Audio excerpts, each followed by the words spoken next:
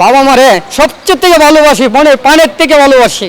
আমার বাবা নাই, আমার মা নাই, ঠিক আছে, আমি সবচেয়ে থেকে আমি অসহায়ের মধ্যে আছি। আমার ভাই আছে, ভাই বোন আছে, সবাই আছে। বাবার চরিত্র যতই খারাপটা হোক, বাবা বাবাই, বাপে অবদান রাখতে পারবো না কোনো দিনই সন্তানে।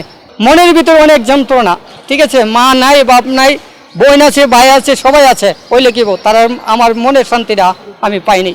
আমার ছেলে মেয়েও আছে, ছেলেও আছে, ওইলে কি আমার মনের শান্তিটা, ভিতরে একটা শান্তি, এই শান্তিটা আমার কাছে নাই। আমি বাপ মার কাছে দোয়া করি আমার মা আমার বাবা যাতে ব্যস্ত বিফরক, যাতে দোয়ায় দুধ কোনো কিছু গুণাগার করে থাকে, আল্লাহ যাতে ক্ষমা করে দেয়।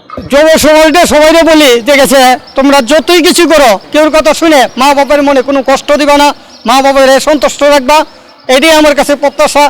বউ পেয়ে এই আদরের সন্তান বাবা মাকে পর করে দেয়, এই বিষয়টা কেমন মনে হয়? কিছু কিছু লোক আছে মনে দেখেছে আপনার ওই যে ফ্যামিলি ভালো না, মেয়ে ভালো না, বিয়ে করছে, ঠিক আছে, তার হইলে অহংকার বেশি, তার জন্য মনে দেখেছে শাশুড়িরে দেখতে পারে না, বাবারে দেখতে পারে না, কেউ দেখতে পারে না, কিছু কিছু অহংকারের কারণে, ঠিক আছে, এই জন্যই আমাদের সমস্যাটা ধ্বংস হয়ে গেছে। মা এবং বউয়ের ভিতরে কি পার্থক্য পাওয়া যায়? মা আর বউয়ের পক্ষে পার্থক্য হইলে কি, মা হইলে সবচেয়ে থেকে ভালো।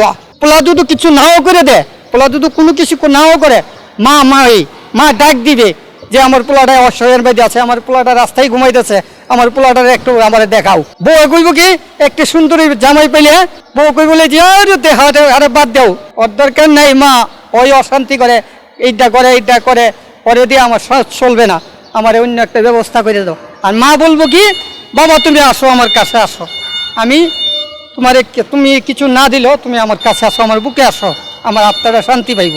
আচ্ছা, এই মা এবং বাবা সন্তানের কাছে কি প্রত্যাশা করে সব সময়? সন্তানের কাছে প্রত্যাশা করে আমার ছেলে ভালো থাকুক, আমার ছেলে ভালো থাকুক, আমার ছেলে একটা কইরা খাক, আমার ছেলের আল্লাহ তুমি কাছে মা নামাজ পড়া দোয়া করে যে আমার ছেলে শান্তি থাক।